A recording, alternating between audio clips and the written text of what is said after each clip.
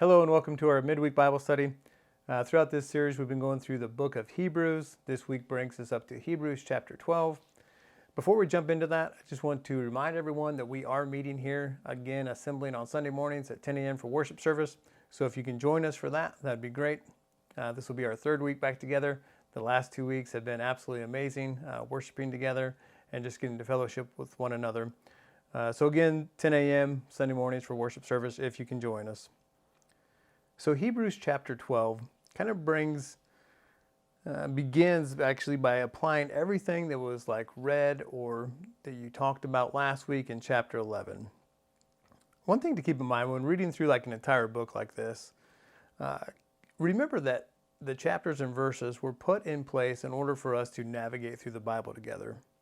But if you were to go back and read chapter 11, without pausing at the end of chapter 11 and going into chapter 12, just pretend like those numbers weren't there and then just continue reading through that.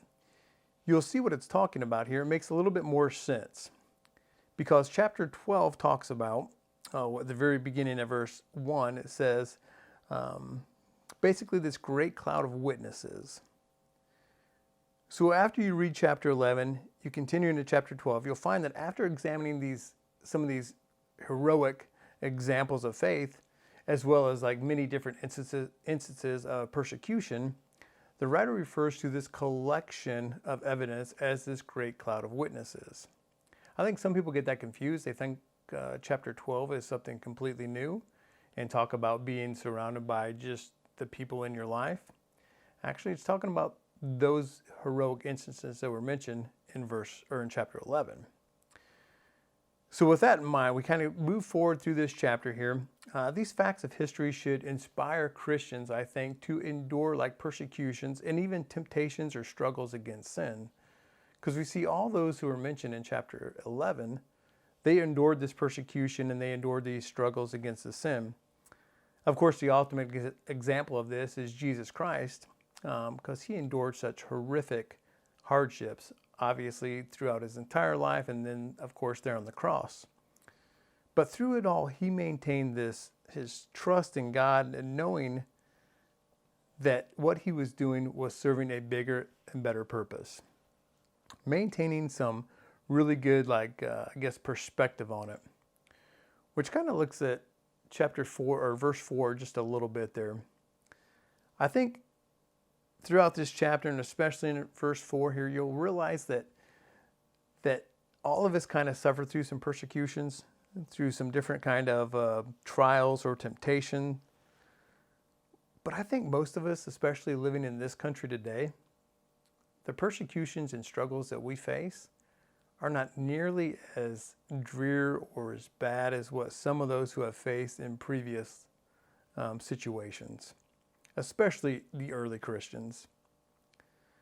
That doesn't mean that like our situation or our experiences aren't very difficult for us, but I think it does help us to keep a very healthy perspective and maintain that, as we look at those examples throughout chapter 11. So of course, any kind of experiences or sufferings that we come in contact with can come from like different sources. But however, no matter what the source is, I think all of it gives us reasons to trust in God and not to despair. I think that's one thing we need to keep in mind. When those persecutions come our ways, we shouldn't despair, but we should be more reliant on God. And I think that's what he's called us to do, and this chapter really highlights this. Because all of us fall short of God's glory. All of us fall short of his will. One thing interesting about the way God created us, he created us with a free will to make our own choices, and our choices sometimes, almost always, have consequences. But that's the way he created us. And knowing full well when God created us that man would sin, and we sinned, and of course we sinned a lot. In fact, if you were to go back through Scripture, all those heroes that we read about in chapter 11, you can read through Scripture and you can find so many other examples of people who have failed miserably throughout the Bible. So I don't think we should get discouraged like when we read those heroic events in chapter 11, because we also know that they failed too, and so many other people failed. But that's kind of the neat part about this chapter 12. It brings us back to really why we do what we do and why we try to maintain like this great relationship with the Lord. The interesting thing is that it didn't take long for man and woman to fail. If you were to go back in Genesis chapter 3, you'll see that's where the first sin actually took place. So shortly after man and woman were created, they sinned against God. They fell into temptation, and they did their own will and not the will of God. Of course, this is why he sent his son. And this is also why we can expect discipline and why we can not be upset because of the discipline that comes our way. We should be able to expect that. I think sometimes we look at that as maybe like a bad thing. But I think when a father disciplines a son, that's not out of hate. And we shouldn't think of it that way, especially when it comes from God. Because when God disciplines us, it's really for our own good. I think sometimes parents might get confused and they do react out of like anger or out of like a moment's notice. But God never does that. I think he's really level-headed and he knows exactly which action to take and when to take it. The interesting thing is that when God does this to us, when he reacts in certain ways, when he disciplines us, it's truly out of love. And it's done simply because he is trying to pull us back onto the right track. One thing I find really interesting about this chapter, as I was reading through it, with what's going on in the world today, there is so many different interesting things that are happening right now in this country. And I find it enlightening that chapter 12 is this week's chapter to look at. Verses 14 and 15 says, "Make every effort to live in peace with everyone and to be holy. Without holiness, no one will see the Lord.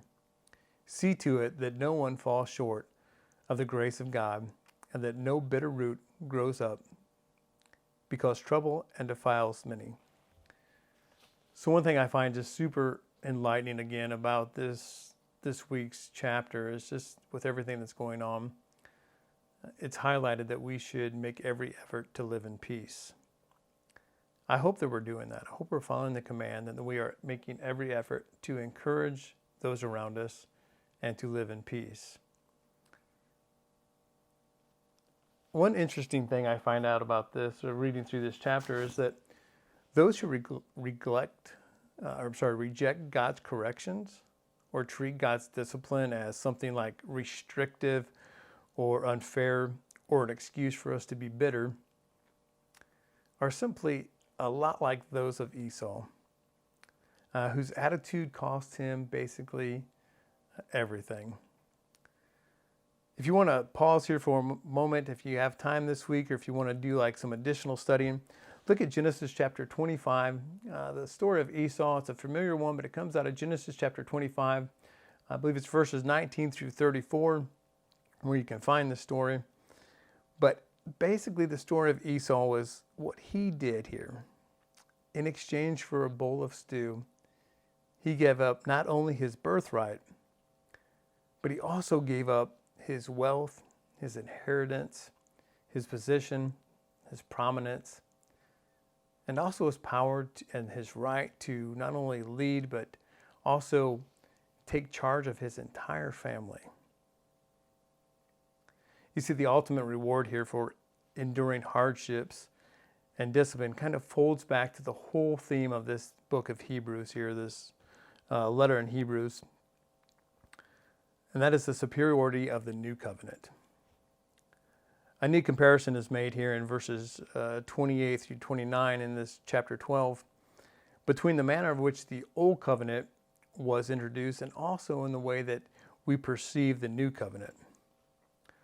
Unlike this like shock and awe of the old covenant, which at Mount Sinai obviously inspired some reasonable fear from what was going on then, this new covenant offers like peace and security, a completely different outlook from what they saw in the old covenant. Also, this new covenant gives us grace. It offers us this grace, and by which, as the only way that members, we can become members of a kingdom that cannot be shaken. Next week, we're going to look at chapter 13, and that is the final book, or the last book in chapter Hebrews. It's an interesting chapter as well because it kind of applies these ideas of using some very practical instructions in Christian living. But in conclusion to chapter 12, I think there's no doubt that this is a great chapter on like self-reflection or self-examination. I think it encourages us to look at our struggles and temptations, to remember what Christ went through for you and me, and then to meditate on the words in this chapter. It encourages us to do that, to look at those things, to look at what Christ did, to look at what we're going through, and to look at what other early believers went through as well. What Esau did seem absurd, to give up everything for a bowl of stew. But let me ask you this question. Is there a bowl of stew in your life? A sin that haunts you, and it's one that you go back time and time and time again. It's one of those things that you know might satisfy your appetite for the moment, but could have eternal consequences. I encourage you to remember the perfect collision of both love and sacrifice and suffering that was displayed there on the cross. I think the last thing that any of us want to be guilty of is taking that sacrifice and that love for granted, or for giving up a promised inheritance, all for the cup of stew.